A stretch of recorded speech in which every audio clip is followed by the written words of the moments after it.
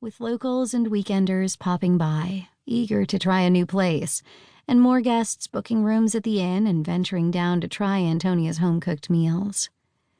Finally, in Antonia's mind, the future was beginning to look a little brighter. She hoped she wasn't delusional. She was, by nature, an optimist who chose to look at the bright side of things. However, Antonia's optimism made her prone to bad judgment calls, resulting in infrequent but spectacular failures. Older and wiser was one of her mottos, and with her recent purchase of the inn, Antonia was hoping that she could put some of the knowledge and experience that she had acquired in her 35 years, 12 years of catering, to good use. She just needed to avoid past mistakes. Now, as Antonia roamed the sleek navy and white dining room, she surveyed it critically. It was a large space that seated 65 diners, and the decor was comfortable, while also streamlined and uncluttered. Whereas Antonia had chosen to make the rest of the inn feel cozy formal, with antiques, lots of prints, and colored fabrics, she had given the restaurant a bright and crisp interior. The walls were painted eggshell white and held large canvases of modern art, mostly bright abstracts, but a few small individually lit oil paintings as well.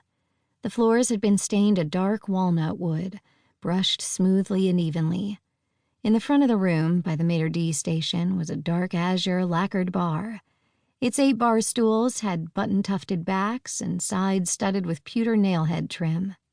Beyond that were a dozen freestanding tables set formally, with starched white linens, white china, and blue Murano goblets. When she was decorating the inn, Antonia had sat on dozens of chairs in an effort to find the most comfortable, one that would encourage diners to linger and order more courses. The winners were softly rounded and upholstered in blue, with gently sloping arms and maple-stained legs. In the back of the room, beyond the swinging door to the kitchen, was a nook housing 4 booths, their banquettes covered in cobalt vinyl with white piping. Antonia had debated whether or not the booths made the place feel too casual, but tonight they had allowed her to successfully accommodate a last-minute party of 7. Smiling benevolently at the happy group, Antonia knew she had made the right decision in adding the booths. They made the restaurant feel complete. Tonight, Antonia was clad in her best black satin dress, replete with a plunging neckline to both accentuate her ample breasts and move everyone's eyes away from her widening girth. Ah, the havoc that working with food wreaks on your waistline, Antonia often despaired. She had on the lowest high heels that she could find, as anything even half an inch higher caused major wobbling in the manner of a drunken streetwalker.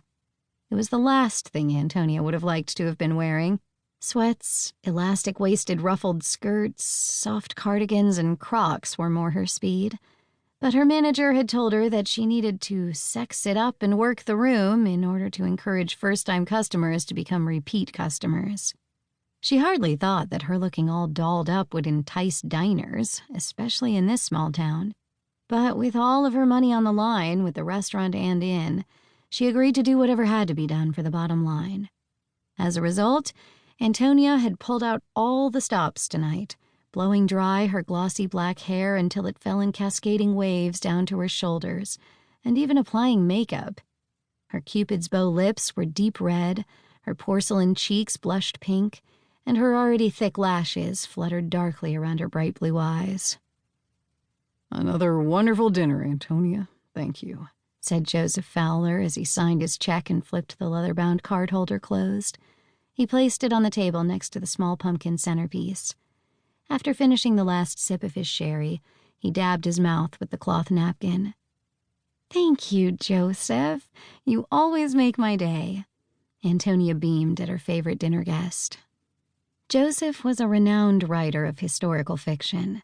He had been recently widowed when his wife of 30-plus years died after a long bout with cancer. Joseph was Antonia's first customer at the restaurant, and for that she was eternally grateful, especially as he had turned out to be a tremendous cheerleader for her. An elegant man with refined features, aquiline nose, arched eyebrows, chiseled cheekbones, impeccably combed silver hair. He always dressed in custom-fitted, monogrammed dress shirts.